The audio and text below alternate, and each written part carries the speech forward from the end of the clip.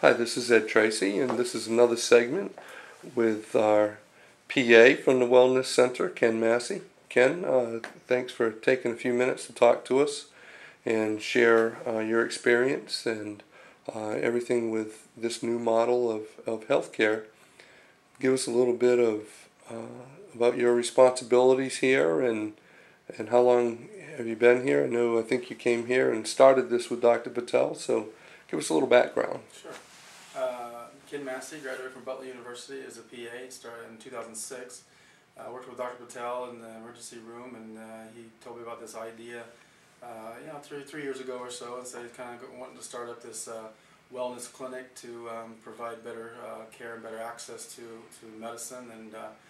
And so when I first came on board, back when it first started, I was more of a PRN person, kind of an as-needed provider to fill in because they had an actual doctor here, Dr. Dahl, and which was going to fit the company a little better at the time. But since he has left, and I have kind of filled in his shoes, and then got great support since then, and everybody seems fairly happy with that. But my role basically is to do what a regular family practice clinic would perform, taking in patients with either acute illnesses or acute conditions, and evaluate them and treat them as needed, as I see fit, and or manage chronic conditions, whether it be diabetes, high blood pressure, thyroid, whatever, and then anything that kind of is needed to kind of over my head, so to speak, then I would refer them out to the appropriate doctor. Sometimes we work in collaboration with their already primary care physician, and just dispense the medicine that we have on hand here for various conditions. Sometimes the primary care physician is still managing the high blood pressure, so they come in here and they see me, every 6 months, and we check their blood pressure, make sure their labs are updated, and make sure, I do a physical exam on them, make sure I don't hear anything that's concerning and that they need to go back and talk to their physician for, or maybe they come in here and their blood pressure today in our office is a little elevated, or lab work's a little abnormal, then I can talk with them about steps they need to do, about talking to their physician about what the next step might be. So, if you're right here on school property, converted part of this school building into this clinic, so I assume that makes you centrally located to the employees that you're serving. From the interviews I did today, by the way, everybody loves you, says you are very attentive and you take time with them, and they all had raving reviews. So I figured you'd share that, because I don't know if anybody shares that with you, but anyway, given that, is it the relationship between you and your patients? Is it the way the whole clinic runs? Is it removing the barriers with the model that they feel comfortable in coming here? Why is everybody, everywhere I went around town today, just raving about the care they get here? I think it's a different concept. I think it is. I think we go from the aspect that we're more accessible, and that we got a select group of people, and so we're not. With most doctors' offices nowadays, with the shortage of doctors and the increasing amount of patients, they're overloaded. So to see 60 patients in a day, they can only spend 5 minutes with them. Mm-hmm. And so it's, what are you here for? And often you hear patients complain that, well, once they get in here, maybe their foot hurts, but also, hey, I've got this cold too. Well, I can only see you for the foot pain, because that's all you wanted to see her for, and reschedule for a cold. Right. And so here, it's a little different. We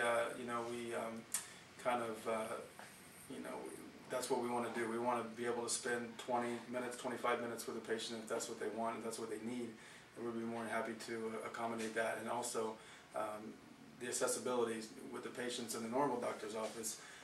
You call, you get the secretary, and sometimes you can't even get past the secretary. She'll schedule you, and she'll say, she'll deliver the message. If the message gets delivered, then maybe the nurse calls you back, and then the nurse says, well, let me talk to the doc, and then I'll call you back, and it's kind of this phone tag for a long time. Mm-hmm. Whereas here, we make it a point that you talk to the provider most of the time with all your questions, any time of the day. I've gotten plenty of phone calls, which is great. It's fine. That's what I love. After hours, so evening calls, weekend calls. even come to the clinic sometimes to avoid an ER visit, just to see the patient, and I think that's what kind of puts us above the other doctor's office, the normal, the traditional kind of clinic. Actually, I think this was the traditional kind of medicine when I was growing up. That's true. And it got away from that traditional. You're kind of bringing it back to the old-fashioned doctor-patient relationship, where you're available 24/7 to take care of their needs. Wouldn't you agree? I agree, definitely. And do you live locally, and so you're part of the community here? My children are in the school system, and my wife actually was a teacher before. We have 4 kids, so my wife has now, with our last 2 children, decided that it's best if she stays at home, be a stay-at-home mom. And so she was a teacher, and her parents were teachers, so I'm kind of locked into the system a little bit, right. So yeah, which is nice because they know me, I know them, so it makes it kind of nice. So when you get your kid's teacher that walks through the door, and I mean, you really have a vested interest in the community and seeing people get well, and you don't want your kid's favorite teacher to get sick, do you? Exactly. Right, exactly.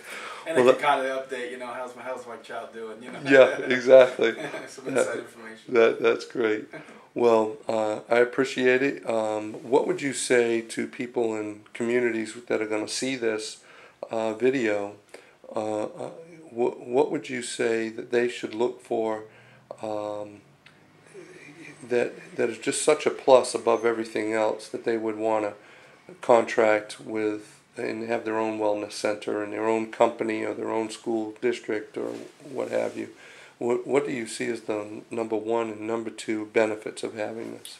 I think number 1 benefit, and sometimes it has to come to this, which it shouldn't when you talk about healthcare, but it comes to financial, breaks. I mean, you just feel it not only from the employer that you're working with, which helps that it could bring costs down in other aspects of the business, but also in yourself. No more co-pays and free medicine, and you're already paying for insurance, and that's be part of the program. So that would be number 1, would be the financial savings that you would experience. But the second thing would be just, like you say, kind of get back to the old school, sometimes even home visits, after hour calls. Accessibility is the biggest thing. They just feel like at any time, if they have a problem, they can get an answer, whether it be an answer that we can solve or an answer that we'll get somebody to solve for us. And we're coming up, Dr. Patel is introducing a telemedicine, which is going to be kind of neat, and that's kind of the way of the future as well. So it's something that if we need some expert opinion that lives in California, we'll be able to get it and not have to go out to California to get it. So those are the 2 biggest things, I think: financial savings and then accessibility. Well, that's great. Thank you, Ken. We appreciate your time. Thank you.